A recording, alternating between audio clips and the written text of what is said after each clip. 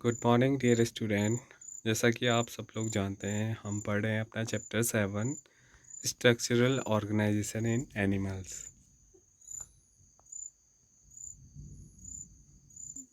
हम बात कर रहे थे एपिथेलियल टिश्यू की। Epithelial tissue mainly two types की होती है, simple epithelial and compound epithelial. Simple epithelial tissue को हम अगेन डिवाइड करते हैं थ्री टाइप्स में। सबसे पहले आती है squamous simple epithelial tissue, cuboidal epithelial, columnar epithelial and columnar cell bearing cilia. और इसके अलावा हमने बात की थी ग्रैंडुलर एपिथेलियम के बारे में। आज हम बात करेंगे compound epithelium is made of one then more than one layer, यानी कि मल्टी लेयर्ड ये सेल होती है compound epithelium, and thus has a limited role in secretion and absorption। में इनका क्या होता है, काफ़ी कम रोल होते हैं। फिगर 7.3 में आपको कंपाउंड एपिथेलियम का डायग्राम दिया गया है। आपको यहाँ पर दिखाई दे रहा होगा कि एक से ज़्यादा लेयर्स सेल्स की यहाँ पर प्रेजेंट है। The main function is to provide protection against chemical and mechanical stress. तो ये क्या करते हैं, ये इंटरनल ऑर्गन्स को मैकेनिकल और क्या करते हैं, प्रोटेक्शन प्रोवाइड करते हैं और मैकेनिकल सपोर्ट प्रोवाइड करते हैं। कोई भी केमिकल या मैकेनिकल जो स्ट्रेस पहुंच रहा है हमारे ऑर्गन्स को। They cover the dry surface of the skin, जहाँ पर ड्राई स्किन होती है।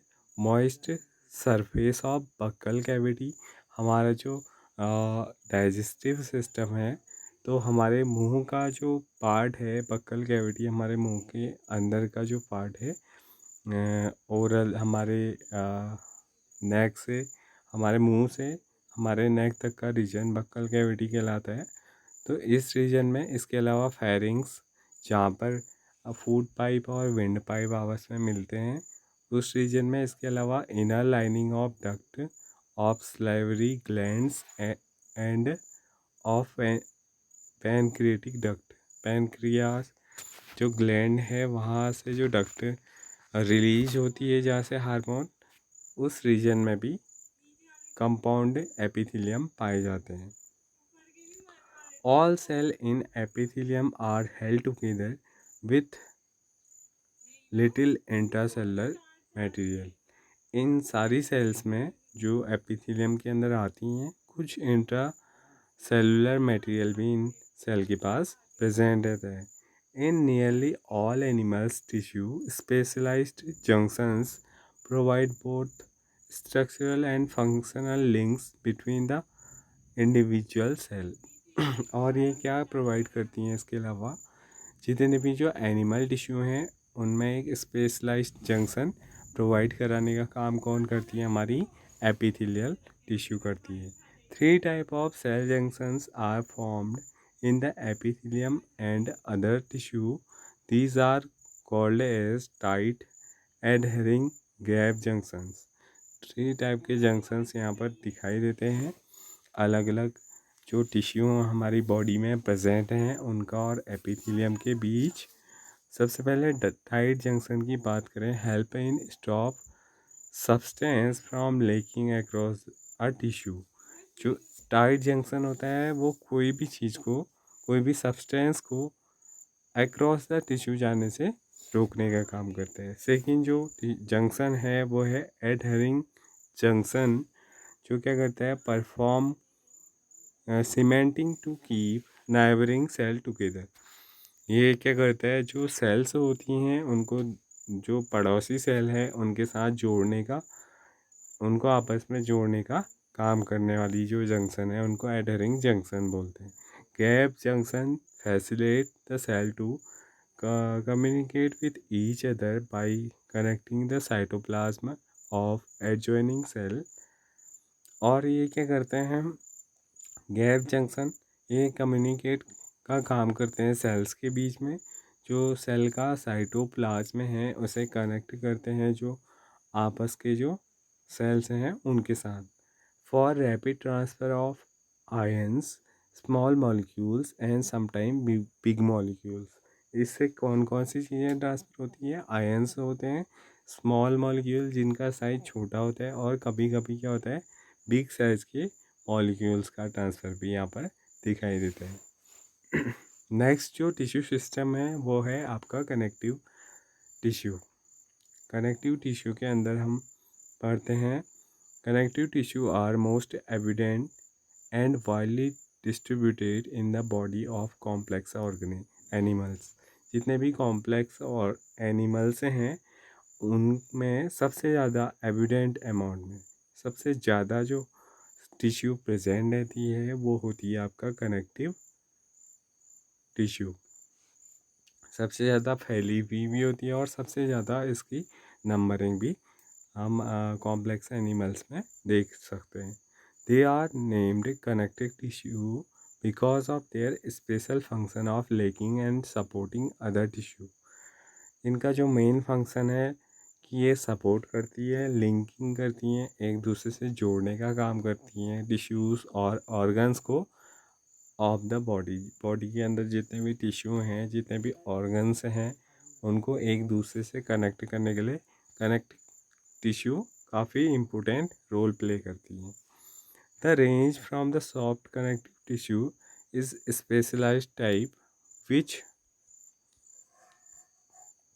Include cartilage, bone, adipose and blood. अगर हम इनकी रेंज की बात करें, कौन कौन से टाइप की जो कनेक्टिव टिश्यू है हमारे ह्यूमन बॉडी के अंदर प्रेजेंट रहती है, तो कार्टिलेज हम देखते हैं हमारे जो सॉफ्ट बोनी पार्ट्स हैं हमारी बॉडी के, जैसे हमारी एयर, नोज़, यहाँ पर हमें कार्टिलेज देखने को मिलता है।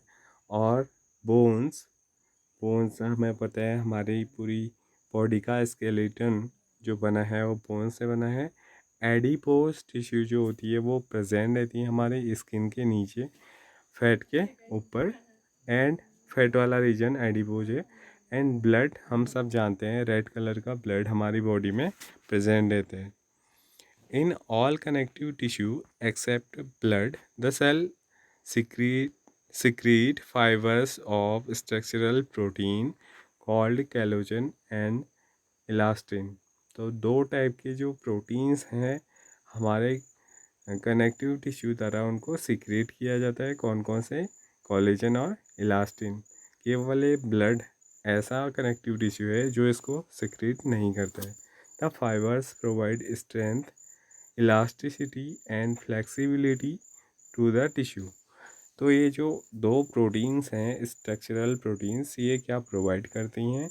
ये हमारी टिश्यू को स्ट्रेंथ और इलास्टिसिटी और फ्लेक्सिबिलिटी प्रोवाइड करती हैं। The cell also secrete modified polysaccharides. इसके अलावा इनसे क्या सिक्रीट होते हैं? Modified polysaccharide which accumulate between cell and fibre, जो कहाँ खुले रहते हैं? सेल्स और फाइबर्स के बीच में।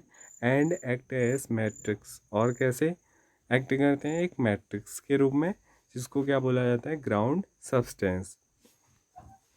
Connective tissue are classified into three types: loose connective tissue, dense connective tissue and specialize connective tissue.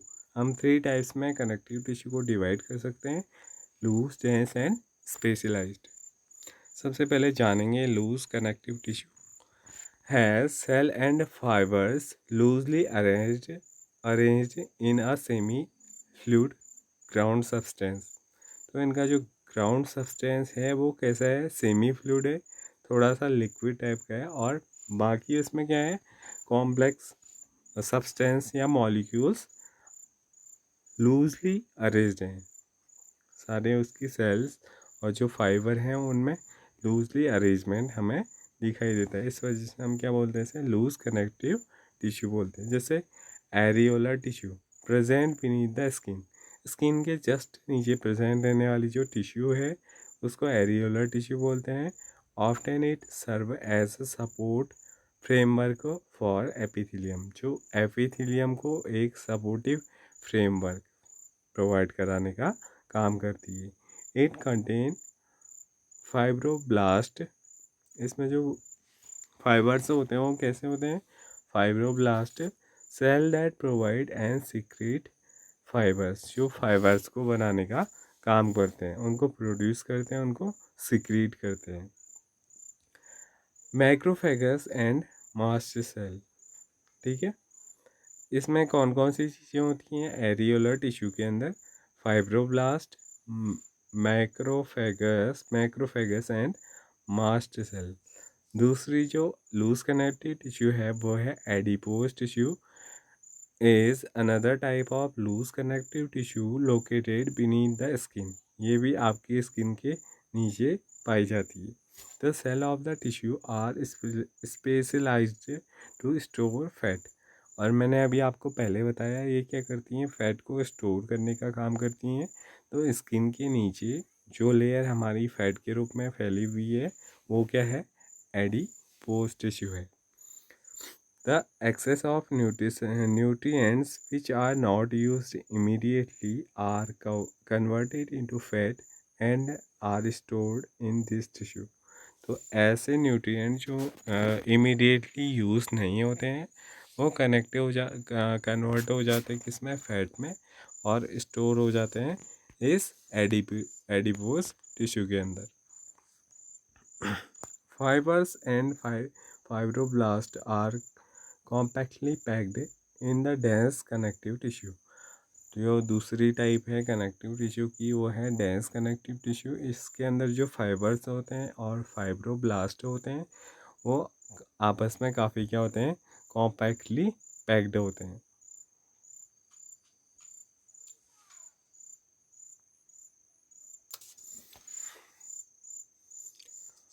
तो हम बात कर रहे हैं डेंस इरेगुलर टिश्यू और रेगुलर टिश्यू। दो टाइप में ये पाई जाती हैं डेंस कनेक्टिव टिश्यू।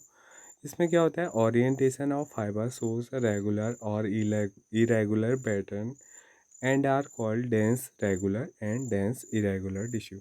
इसमें इन फाइबर्स एंड फाइब्रोब्लास्ट का अरेंजमेंट एक रेगुलर मैनर में होता है तो उसे डेंस रेगुलर बोलते हैं, और जिसमें इरेगुलर पैटर्न में हमें दिखाई देता है उसे डेंस इरेगुलर टिश्यू बोला जाता है।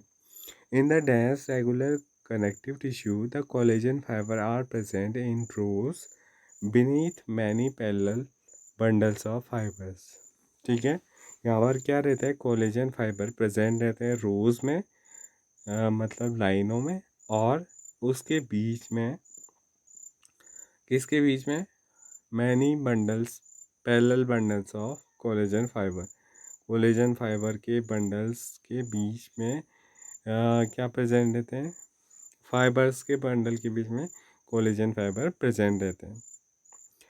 Tendon which attach skeletal muscle to bones and ligament which attach one bone to another are example of this tissue. अगर हम बात करें dense regular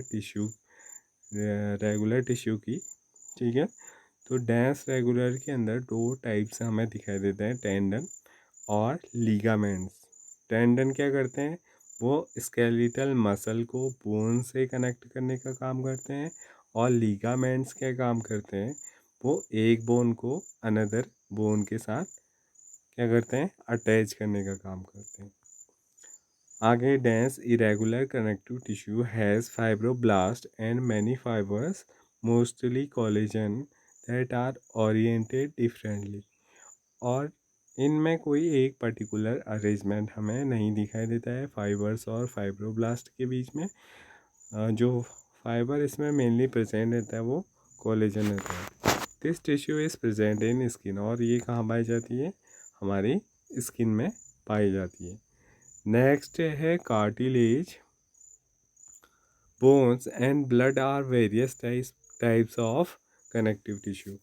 specialised connective tissue, अगर हम स्पेशलाइज्ड कनेक्टिव टिश्यू की बात करें तो वो कितने टाइप की हो सकती है? उसमें कार्टिलेज होगा, और बोन्स होंगे, और ब्लड होगा। ठीक है,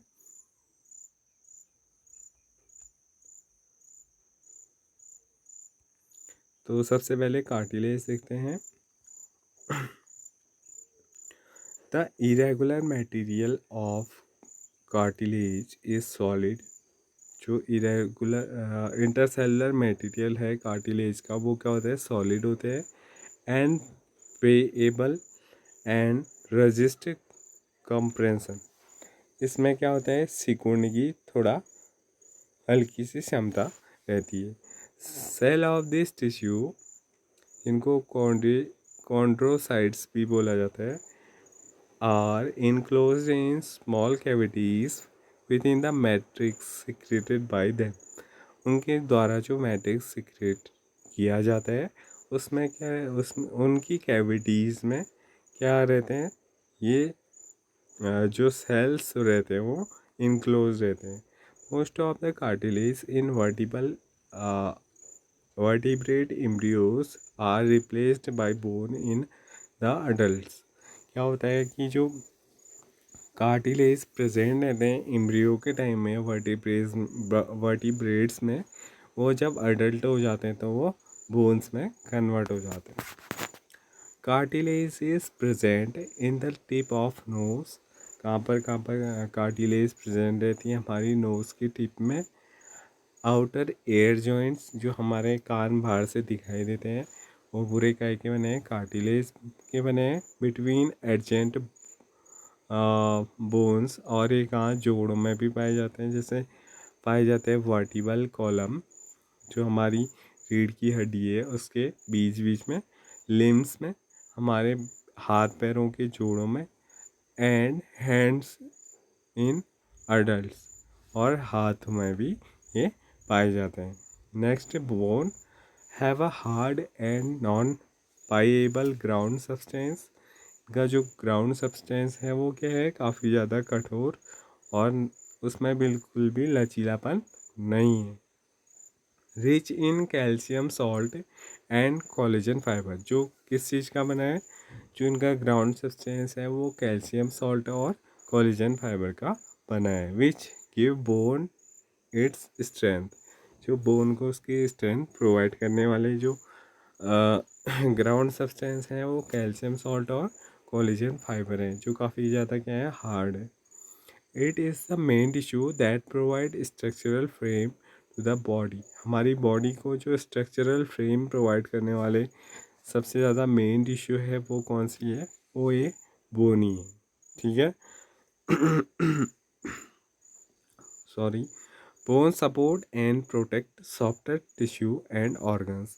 क्या करती है, इसका जो वर्क है वो सपोर्ट करना या प्रोटेक्ट करना है, जो हमारी सॉफ्टर टिश्यूज़ और ऑर्गन्स हमारी बॉडी के अंदर प्रेजेंट है उनको ये सपोर्ट करने का काम करती है, या फिर उन्हें उनको प्रोटेक्ट करती है।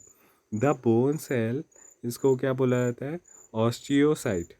अभी हमने इससे पहले कार्टिलेज सेल भी पढ़ा। कार्टिलेज सेल को क्या बोलते हैं, कॉन्ड्रोसाइट। ठीक है। कार्टिलेज सेल को क्या बोलते हैं, कॉन्ड्रोसाइट्स, और बोन्स की सेल को क्या बोलते हैं, osteocyte. Are present in the space called lacunae. ठीक है। ये कहाँ प्रेजेंट रहती हैं, ये स्पेस में प्रेजेंट रहती हैं, इसका नाम है lacunae. Limb bones such as the long bones of the leg serve weight bearing function. क्या करती, जो सबसे हमारी लिम्स की बोन है, जो काफ़ी सबसे ज़्यादा लॉन्ग बोन है हमारी बॉडी की, जो लेग में प्रेजेंट है, वो क्या करती है, वो हमारे बॉडी का वेट सर्व करने का काम करती है। They also interact with skeletal muscle attach to them to bearing about movement. और इसके अलावा जो हमारा स्केलेटल मसल है उसके साथ भी बोन्स जुड़ी रहती हैं, ताकि हमारी बॉडी में एक मूवमेंट हो पाए। The bones marrow is in some bones is the site of production of blood cell. और हमारी बॉडी में एक बोन मैरो ऐसा पार्ट है जो बोन में पाया जाता है। बोन में छोटे छोटे छेद पाए जाते हैं जहाँ पर क्या प्रोडक्ट हो, किसकी चीज़ का प्रोडक्शन होता है, ब्लड सेल्स का। Next connective tissue is the blood is a fluid connective tissue. कैसा, एक तरल कनेक्टिव टिश्यू है, जो क्या करता है,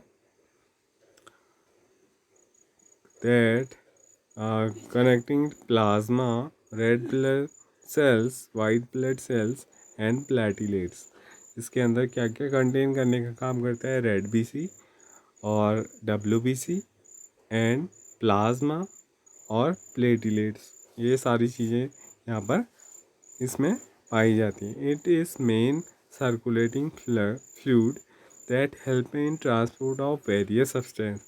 और ये जो सारे सब्सटेंस हमारी बॉडी को नीड होती हैं, हमारी सेल्स को जिनकी नीड होती है, उनको सर्कुलेट करने का काम कौन करता है? ब्लड ही करता है। You will learn more about the blood in chapter 17 and 18।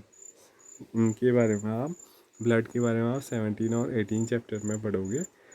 ठीक है, तो आज का लेक्चर यहीं पर कंप्लीट होता है। इससे आगे हम नेक्स्ट वीडियो में देखेंगे। Thank you.